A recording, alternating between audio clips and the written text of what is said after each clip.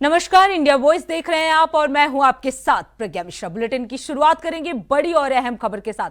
तो सबसे पहले बात कर लेते हैं कि मथुरा वृंदावन टूरिस्ट बस में भीषण आग लग गई है। आपको बता दें, तेलंगाना के एक यात्री की जलकर मौत हो गई। बस में बैठे यात्री की खिड़की तोड़कर जो है उन्हें बाहर निकाला गया। पर्यटक सुविधा केंद्र पर ये बस जो है वो खड़ी थी। आपको बता दें, कड़ी मशक्कत के बाद आग पर काबू पाया गया है। तेलंगाना से आया था 51 यात्रियों का दल। डीएम-एसएसपी ने मौके पर पहुंचकर रिपोर्ट की पेश। यात्रियों को जल्द से उनके गांव भेजने की हो रही है तैयारी। तो आपको बता दें, मथुरा वृंदावन टूरिस्ट बस में भीषण आग लग गई है। इस हादसे में तेलंगाना के एक यात्री की जो है वो जलकर मौत हो गई है। वहीं अगर बात की जाए बस में बैठे यात्री की, तो बस में बैठे यात्री को खिड़की से तोड़कर बाहर निकाला गया। पर्यटक सुविधा केंद्र पर ये बस जो है वो खड़ी थी। कड़ी मशक्कत के बाद आग पर काबू भी पाया गया। तो आपको बता दें, तेलंगाना से 51 यात्रियों का दल आया था, जिसमें से एक यात्री की मौत हो गई है। भीषण आग लग गया। हादसे में एक तेलंगाना के यात्री की जो है वो मौत हो गई है। आपको बता दें, डीएम-एसएसपी ने मौके पर पहुंचकर रिपोर्ट भी पेश की है। वहीं इसके साथ ही यात्रियों को जल्द से जल्द उनके गांव भेजने की तैयारी हो रही है। तो मथुरा एक्सप्रेसवे पर ये मथुरा वृंदावन में ये बड़ा हादसा हो गया। टूरिस्ट बस में भीषण आग लग गई है, जिससे तेलंगाना के एक यात्री की मौत हो गई।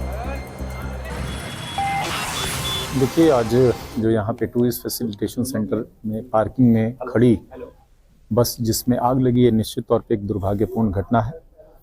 दुर्घटना का जो संभावित कारण अब तक पता चला है, उसमें एक वृद्ध व्यक्ति जिनके बारे में बताया जा रहा है कि उनकी भी तबीयत ठीक नहीं थी, सुस्त थे और स्मोकिंग के चलते संभवतः वहाँ पे ज्वलनशील पदार्थों में जो कपड़े और इत्यादि होते हैं उसमें आग लगी और बड़ी तेज़ी से आग बस में फैल गई।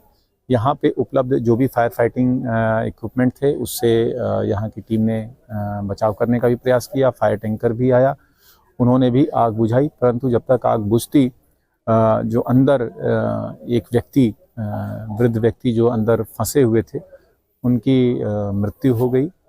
और इसमें आगे की जो कार्रवाई है, विधिक कार्रवाई है, वो कराई जा रही। साथ ही साथ जिला प्रशासन तथा यहाँ के सम्मानित साथीगणों ने जो शेष यात्रीगण हैं उनके रहने की, खाने पीने की व्यवस्था, साथ ही साथ उनको कंबल ठंड से बचाव के लिए दिया गया है। महिलाओं को साड़ी और पुरुषों को धोती कुर्ता दिया गया था। यहाँ से उनके गंतव्य स्थान जो उनका गृह जनपद है वहाँ तक भिजवाने के लिए भी व्यवस्था, निःशुल्क व्यवस्था की गई है। साथ ही साथ रास्ते में उन लोगों को, चूँकि सभी के पैसे सामान सारे जल चुके हैं, तो रास्ते में भी उनको खर्च हेतु कुछ धनराशि यहाँ से दी जा रही है, जिससे कि ये गंतव्य स्थान तक पहुँचने में इनको दिक्कत ना हो। निश्चित तौर पे ये दुर्भाग्यपूर्ण घटना है और श्रद्धालुओं से हम आगे भी अपील करते हैं, फायर सेफ्टी का ध्यान रखें तथा किसी भी तरह के इस तरह के घटनाएं ना हो, उसके लिए सचेत रहें, सतर्क रहें। हमारी फायर टीम भी को भी लगातार सेंसिटाइज किया जा रहा है। वहीं इस खबर पर ज्यादा जानकारी देने के लिए हमारे साथ मोहम्मद फारूक जुड़ चुके हैं। फारूक, क्या है पूरी घटना? भीषण आग लग गई है बस में। जी बिल्कुल प्रज्ञा, ये बस जो है प्रयागराज से चलकर कल शाम को 5 बजे वृंदावन पहुंची थी और तेलंगाना से ये सारे श्रद्धालु आए थे जो मथुरा वृंदावन के दर्शन करने आए थे। पहले ये प्रयागराज गए थे महाकुंभ में, उसके बाद ये महाकुंभ के बाद ये 5 बजे शाम को वृंदावन पहुंची है। टीएफसी जो है वहाँ एक पार्किंग है, उस पार्किंग में ये जो है बस को लगा दिया गया था। बाकी और जो श्रद्धालु हैं वो सबसे दर्शन करने के लिए चले गए थे। इस बस में कुल 51 श्रद्धालु थे जो दर्शन करने के लिए चले गए थे। एक बुजुर्ग व्यक्ति इसमें थे, वो बस में ही रह गए थे, लेकिन जब वो बस में थे तो उनके द्वारा जो है स्मोकिंग की जा रही थी और स्मोकिंग करते समय जो है कपड़ों में आग लग जाती है और बस जो है धू धू करके जलने लगती है।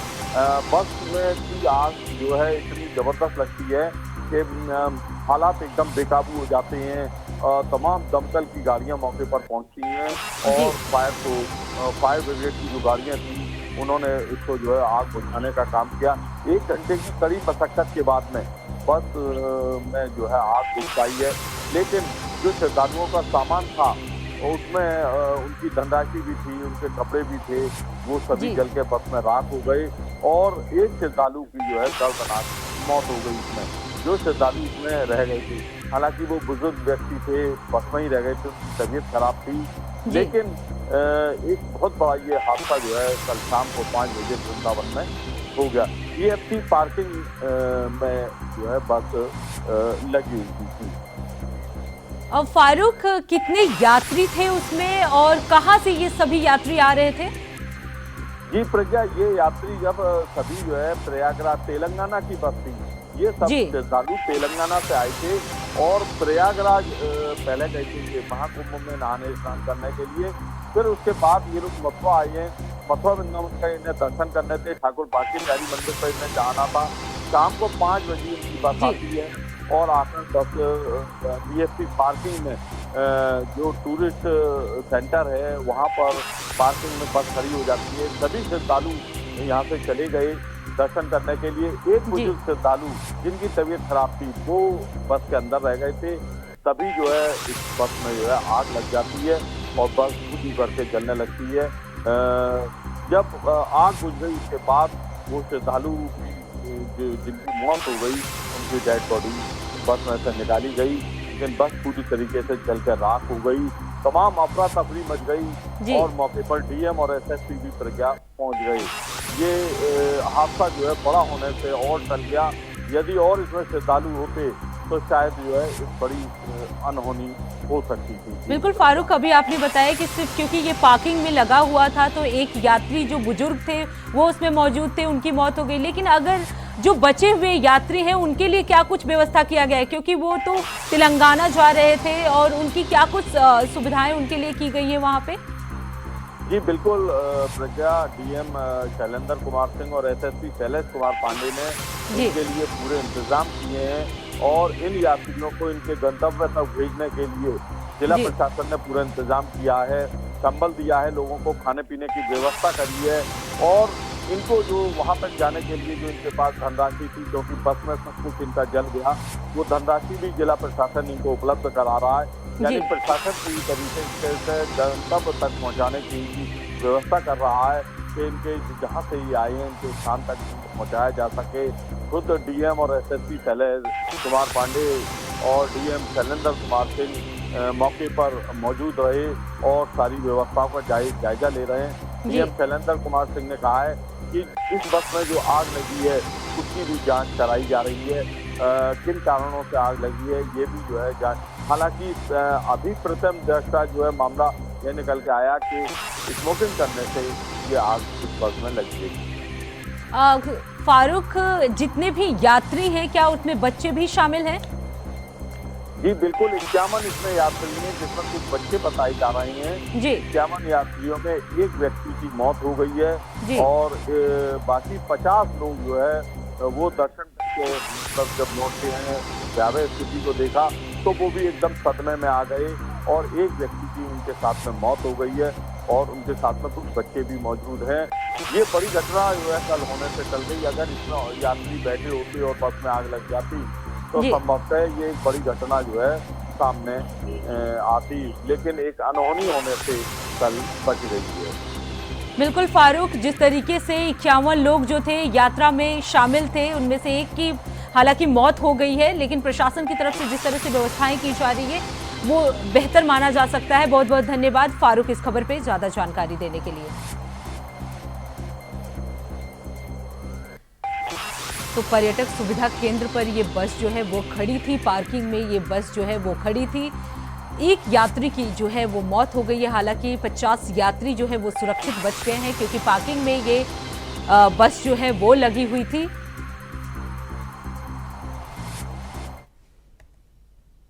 अब रुक कर लेते हैं अगली खबर की। मौसम से जुड़ी इस वक्त की बड़ी खबर आपको बता दें, 17 राज्यों में घना कोहरा छाया हुआ है। यूपी राजस्थान में ओले का अलर्ट जारी किया गया है, वहीं दिल्ली में 26 ट्रेनें जो है वो लेट हो चुकी हैं। आपको बता दें नोएडा में विजिबिलिटी भी काफी कम हो गई है। मौसम विभाग ने सभी राज्यों के लिए अलर्ट भी जारी कर दिया है। आपको बता दें कि 7 डिग्री सेल्सियस जो है वो न्यूनतम तापमान रहेगा। वहीं ठंड और कोहरे से लोगों का जो है हाल है वो काफी बुरा है। तो कोहरे का कहर जो है पूरे देश भर में देखने को मिल रहा है। वहीं अगर बात की जाए तो 17 राज्यों में घना कोहरा जो है वो छाया हुआ है। यूपी राजस्थान में ओले का अलर्ट जारी किया गया है। तो मौसम से जुड़ी इस वक्त की बड़ी खबर, बड़ी अपडेट हम आपको बता रहे हैं। बता दें कि 17 राज्यों में घने कोहरे का अलर्ट जो है वो जारी किया गया है। यूपी राजस्थान में ओले का अलर्ट है। वहीं दिल्ली में 26 ट्रेनें जो हैं वो लेट हुई हैं। नोएडा में विजिबिलिटी जो है वो काफी कम हो गई है। वहीं आपको बता दें इन सभी को लेकर मौसम विभाग ने येलो अलर्ट जारी कर दिया है। 7 डिग्री सेल्सियस तापमान, न्यूनतम तापमान रहने की संभावना जताई जा रही है। वहीं ठंड और कोहरे से लोगों का हाल जो है वो बुरी तरह से खराब देखने को मिल रहा है। विजिबिलिटी जो है वो कई जगहों पे शून्य तक पहुंच गई है। वहीं अगर नोएडा की बात की जाए तो नोएडा में विजिबिलिटी काफी कम है, लोग कोहरे की चपेट में आ गए हैं। दिल्ली में 26 ट्रेनें जो हैं लेट हो चुकी हैं। वहीं अगर विमान की बात की जाए तो कई विमान जो है अपने निर्धारित समय से लेट चल रही है। तो ठंड और कोहरे का कहर जो है पूरे देश भर में देखने को मिल रहा है। अगर उत्तर भारत की बात की जाए तो उत्तर भारत में कड़ाके की ठंड है, घना कोहरे का कहर है। सभी जगह विजिबिलिटी जो है काफ़ी कम हो गई है। सभी जगह हाई अलर्ट जो है वो मौसम विभाग की तरफ से जारी किया गया है। विजिबिलिटी कम हो जाने से यात्रियों को, जो कि सड़क पे जाने वाले यात्री हैं, उन्हें काफ़ी परेशानियों का सामना करना पड़ रहा है। तो पूरे देश भर में कोहरे का कहर जो है वो देखने को मिला है। 17 राज्यों में घना कोहरा जो है वो छाया रहेगा। आपको बता दें ठंड और कोहरे से लोगों की हालत काफी बुरी बताई जा रही है। यूपी राजस्थान में ओले का अलर्ट जो है वो जारी कर दिया गया है। दिल्ली में 26 ट्रेनें जो है लेट हो चुकी है।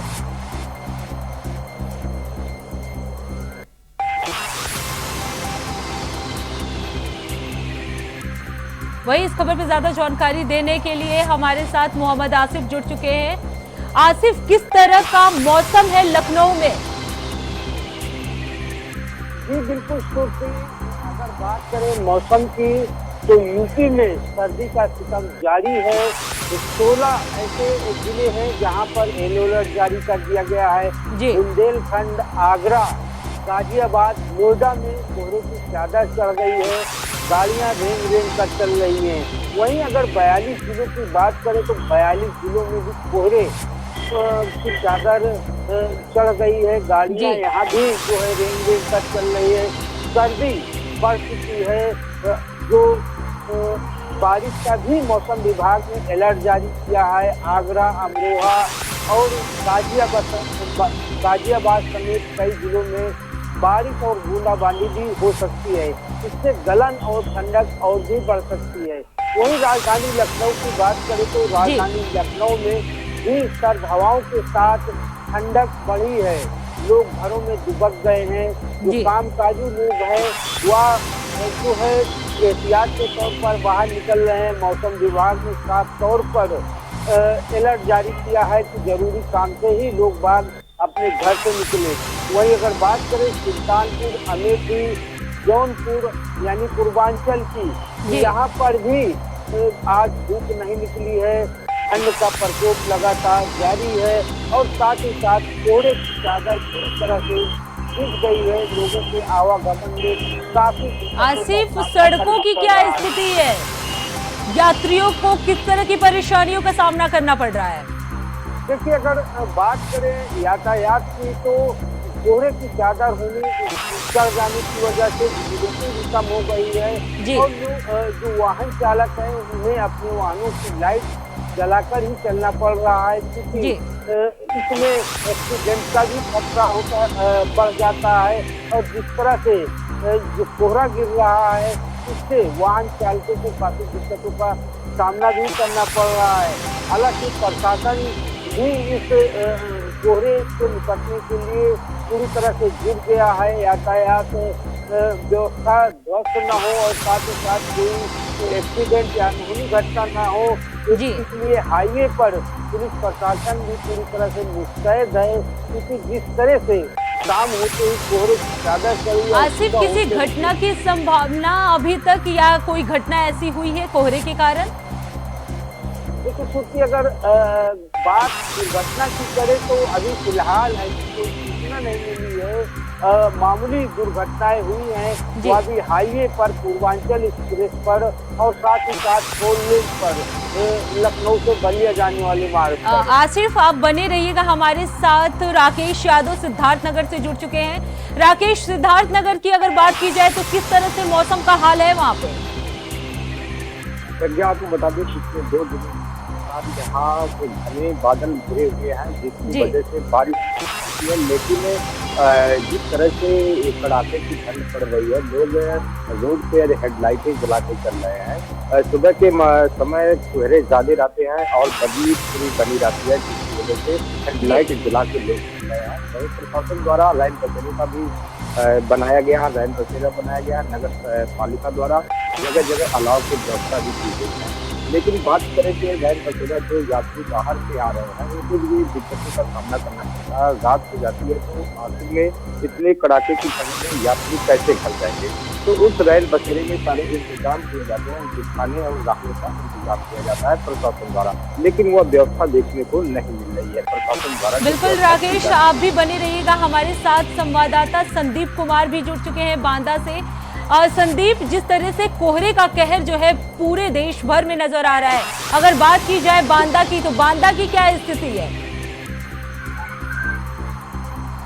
तो अलर्ट जारी किया था, उसके बाद लगातार मौसम में बदलाव देखा गया है।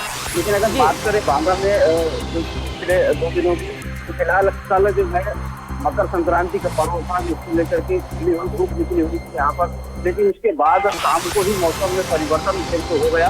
उसके बाद आज सुबह से ही कोहरे और घने बादल छाए हुए थे बराबर लगातार यहाँ पर। लेकिन इसके बाद भी लोग अपने कामों को बंद नहीं कर रहे हैं, लगातार यहाँ से लोग जो है अपने कामों पर निकल रहे हैं। बिल्कुल संदीप, अगर सुरक्षा व्यवस्था की बात की जाए, क्योंकि जिस तरीके से विजिबिलिटी जो है वो काफी कम हो गई है बहुत जगहों पे, तो वहाँ पे लोगों की सुरक्षा के लिए क्या कुछ इंतजाम किए गए हैं? देखिए, सुरक्षा की व्यवस्था की अगर बात करें, जीरो विजुअलिटी को देखते हुए परिवहन विभाग के द्वारा गाड़ियों के पीछे रेडियम लगवाया जा रहा है, ताकि विजुअलिटी, अगर मान लीजिए कोई पीछे से लाइट गाड़ी आ रही है तो उसकी लाइट लगने के बाद उसको कम से कम ये समझ में आता है कि सामने कोई गाड़ी जा रही है। इसकी वजह से परिवहन विभाग के द्वारा जो है रेडियम की व्यवस्था की गई और जगह जगह पर यातायात पुलिस भी तैनात की गई है, ताकि ये सारी घटनाएं ना हो सके। लेकिन उसके बाद भी तमाम घटनाएं जो है वो हो ही जाती है फिलहाल। बिल्कुल संदीप, अगर बात की जाए बुजुर्गों के अलाव की व्यवस्था या रैन बसेरों की, किस तरह की स्थिति बांदा में है? देखिए, बांदा में अगर रैन बसेरों की बात करें तो रैन बसेरे अभी बांदा में अगर सरकार के द्वारा केवल एक ही रैन बसेरा यहाँ व्यवस्थित किया गया है, बांदा के बस स्टैंड में बनाया गया है। फिलहाल अगर इसके पहले की बात करें तो इसके पहले 3 से 4 रैन बसेरे यहाँ पर जिला प्रशासन के द्वारा बनाए जाते थे, लेकिन इस बार केवल एक ही रैन बसेरे का इंतजाम किया गया। और अगर अलाव की बात करें तो जनपद में लगभग 25 जगह ऐसे हैं जहाँ पर प्रशासन और नगर पालिका के द्वारा अलाव की व्यवस्था की गई है। संदीप, लोगों की क्या कुछ स्थिति है, किस तरह की परेशानियों का सामना करना पड़ रहा है कोहरे की वजह से? देखिए, कोहरे की वजह से यहाँ पे लोगों को आवागमन में तकलीफ हो रही है, जीरो विजुअलिटी है, जिसकी वजह से लोग अपनी जान को जोखिम में डाल के उसके बावजूद भी, लेकिन लोगों को अगर काम करना है, मजबूरी है, तो उनको सड़क पर निकलना पड़ता है। इस वजह से वो अपनी जान को जोखिम में डालकर सड़कों पर निकल रहे हैं और धीमी गति से पहुंच करके अपने गंतव्य तक पहुंचते हैं और उसके बाद ही अपने काम को अंजाम दे रहे हैं। और संदीप, आप बने रहिएगा हमारे साथ। राकेश यादव भी लगातार जुड़े हुए हैं। राकेश, अगर बात की जाए सिद्धार्थनगर की, तो सिद्धार्थनगर की अभी क्या कुछ स्थिति है? प्रज्ञा, आपको बता दो कि सिद्धार्थनगर में जिले में बहुत तेजी से ठंडक बढ़ रही है। घना कोहरा होता है सुबह के मौसम में, लेकिन इस समय 2 दिनों से लगातार बदली छाई हुई है, जिससे घने बादल गिरे हुए हैं, बारिश की संभावना भी है। ऐसे में नगर पंचायत द्वारा कोई व्यवस्था नहीं की जा रही है कि जो कि अलाव जलाया जाए। जगह जगह जहाँ ठंड के कड़ाके की ठंड पड़ती है तो जगह चिन्हित की जाती है, वहाँ अलाव जलाए जाते हैं। लेकिन नगर पालिका द्वारा कुछ जगहों पे जो है लकड़ियाँ जलाई गई है और रैन बसेरे बनाए गए हैं प्रशासन द्वारा। प्रशासन द्वारा जो रैन बसेरा बनाया गया उसमें जो यात्री बाहर से आते हैं, टाइम ज़्यादा हो जाता है तो उसमें रुकने की व्यवस्था की जाती है, जिसमें खाने पीने की व्यवस्था की जाती है। लेकिन प्रशासन द्वारा अभी तक ऐसा कुछ नहीं किया गया है, जिससे जो यात्री आते हैं वो स्टेशन पे ही सफर करते हैं, अपना गुजारा करते हैं किसी तरह से। बिल्कुल हमारे साथ आसिफ भी लगातार बने हुए हैं। आसिफ, अगर लखनऊ की बात की जाए, क्योंकि वो राजधानी है, तो वहां पे किस तरीके से प्रशासन की तरफ से व्यवस्थाएं की गई हैं? क्या रैन बसेरों में लोग प्रॉपर वे में हैं या रैन बसेरों की स्थिति क्या है? अलाव की क्या कुछ स्थिति है? देखिए प्रज्ञा, अगर राजधानी लखनऊ की बात करें तो ठंड से बचाव के लिए रेलवे स्टेशन के पास, साथ ही साथ बस स्टॉप के पास भी रैन बसेरा बनाया गया है, यहाँ पर यात्री रुक सकते हैं।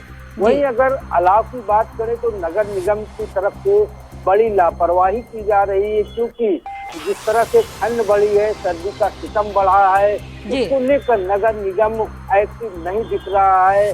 अगर राजधानी लखनऊ की बात करें तो इसका दुक्का स्थानों पर ही नगर निगम का अलाव जल रहा है, जिसको लेकर काफी आक्रोश है। वहीं सर्दी और कोहरे की बात करें तो बिल्कुल आसिफ, आप तीनों का बहुत बहुत धन्यवाद। हमारे साथ संदीप कुमार जुड़े थे, उनका भी बहुत धन्यवाद। राकेश यादव, आपका भी धन्यवाद। और आसिफ, आपका भी बहुत बहुत धन्यवाद इस खबर पे ज्यादा जानकारी देने के लिए।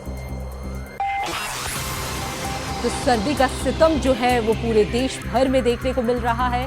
मौसम विभाग ने हाई अलर्ट जारी किया है। कोहरे का कहर जो है पूरे देश भर में दिख रहा है। वहीं प्रशासन की तरफ से बहुत सारी व्यवस्थाएं तो की गई हैं, लेकिन उसके बावजूद भी लोग जो हैं वो ठंड के चपेट में आ रहे हैं। रैन बसेरों की स्थिति भी काफ़ी कुछ अच्छी नहीं है। हालांकि अलाव और रैन बसेरों की व्यवस्थाएं प्रशासन की तरफ से लगातार की जा रही है। तो पूरे उत्तर भारत में जो है वो सर्दी का सितम देखने को मिल रहा है। हर तरफ से जो लोग हैं वो अलाव की बनाते हुए नजर आ रहे हैं। घरों में ठिठुरन की वजह से लोग छिपे हुए हैं। बाहर आने पे विजिबिलिटी भी जो है वो काफ़ी कम है, जिससे यात्रियों को काफ़ी कुछ परेशानियों का सामना करना पड़ रहा है। तो पूरे देश भर में कोहरे का कहर जो है वो देखने को मिल रहा है। ठंड का कहर जो है पूरे देश भर में देखने को मिल रहा है। तो सुबह से ही कोहरे का कहर जो है वो छाया हुआ है। आपको बता दें कि लोगों को आने जाने में काफ़ी परेशानियों का सामना करना पड़ रहा है। तो पूरे देश भर में कोहरे का कहर जो है वो देखने को मिल रहा है।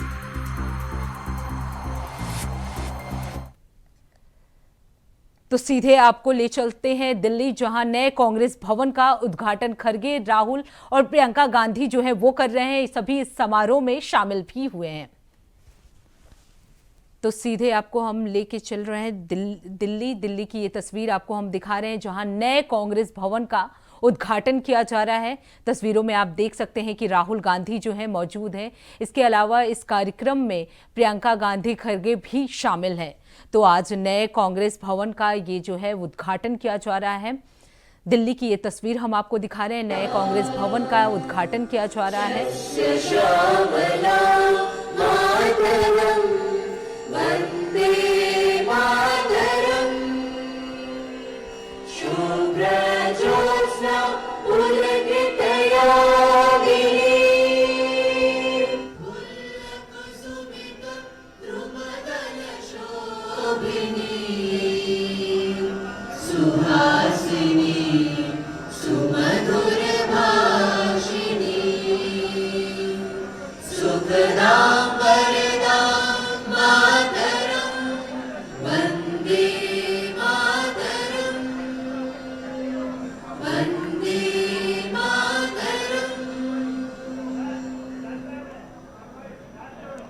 तो दिल्ली की ये तस्वीर आपको हम लाइव दिखा रहे हैं, जहां कांग्रेस के कई बड़े नेता जो हैं वो मौजूद हैं। राहुल गांधी को आप देख सकते हैं। तो नए कांग्रेस भवन का आज उद्घाटन होने वाला है। खड़गे जो है वो भी मौजूद है। तस्वीरों में आप देख सकते हैं कि किस तरह से राहुल गांधी, प्रियंका गांधी, हरीश रावत, कांग्रेस के कई दिग्गज नेता जो हैं इस दौरान इस उद्घाटन समारोह में शामिल हैं, जिसमें सबसे पहले आप ध्वज को फहराते हुए देख सकते हैं। खड़गे जो हैं वो मौजूद हैं, राहुल गांधी जो हैं वो मौजूद हैं। तो नए कांग्रेस भवन का ये उद्घाटन किया जा रहा है। इस दौरान कांग्रेस के कई दिग्गज नेता जो हैं वो मौजूद हैं। डीके शिव कुमार से लेकर हरीश रावत तक कई दिग्गज नेता जो हैं कांग्रेस, प्रियंका गांधी, गांधी सब इस दौरान मौजूद हैं।